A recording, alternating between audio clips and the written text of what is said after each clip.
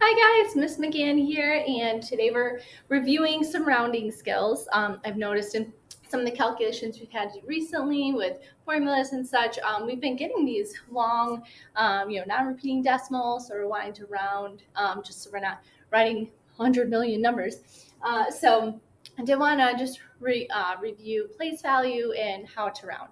So if this is our decimal, this place value right next to the decimal would be the ones place. And typically, if you just have a whole number, like we have 12 right here, you don't see the decimal, it's kind of invisible. But we have ones, tens, hundreds, and then going to the right of the decimal, we have tenths with a th, hundredths, and thousands. So if they ask you to round to the tenths or the hundredths, they want you to leave a digit in that place, but look at the number to the right to see if we should round up or down. And so our rules for rounding, remember, like if the number to the right, whatever digit you're trying to round to, is 5 or higher, we're going to round up. If it is 4 or lower, you're going to round down. So if we look at the number 12, if we were asked to round to the nearest tens, so is 12 closer to 10 or 20? And that would be the tens place. The options for tens would be a 1 or a 2, so it would be a 10 or a 20. So is 12 closer to a 10 or 20? And it's closer to 10. So this ones place, this 2 to the right of the tens value, tells us we would round down anyways. So this would be rounded to 10 if we are asked to round to the closest tens value.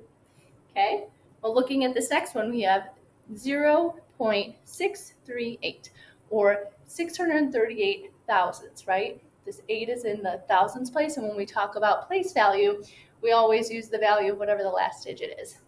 So if we are asked to round to the tenths place, 6, that's in the tenths place. If we are asked to round to the nearest tenths, we're going to look at the digit to the right and see, is it 5 or higher or 4 or lower? And 3 would be 4 or lower. So that tells us we need to round down or keep it the same. So this would become 0.6 because rounding down would be 0.6 instead of rounding up to 0.7.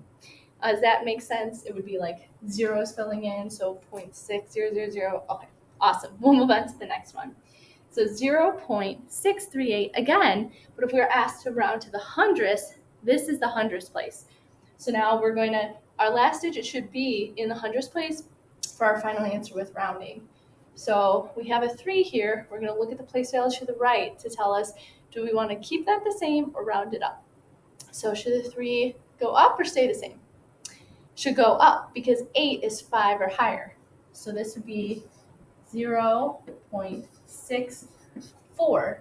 I rounded that to the next hundredths because the 8 tells us to go higher. This number is closer to 0.64 than it is to 0.63. Does that make sense? Okay, awesome. So we're going to see a little faded. We're going to round 5.207 to the nearest hundredths, right? That's the one that's underlined. So we have a 0 here. We're going to look at the number to the right, and that tells us to round it up. So even for zeros, I've seen some people skip it. 0 is the number 2. It's in the place value. So the 7 tells us we need to round it up to a 1. Awesome. Sometimes when I think people see zeros, they just drop it off, like cut everything else after the 0 off. Okay. And then our last one, we have 14.912, and we want to round to the nearest ones place value. So is 14.912 closer to 14 or 15? So this number would be between 14 and 15 on number line. So we're going to round to the nearest ones. And this 9 tells us to round it up. Awesome. Because 9 is 5 or higher. Oh, I meant to write 15. I think sometimes, too, if there's a number behind the decimal and you're trying to change this one, you're like, can we do it? Yes, you can. You can move over to the decimal. You look at that decimal value, and it tells you which change the ones value. So hopefully this helped you with rounding. Let me know if you guys have any questions. Hey, thanks for watching, and don't forget to subscribe.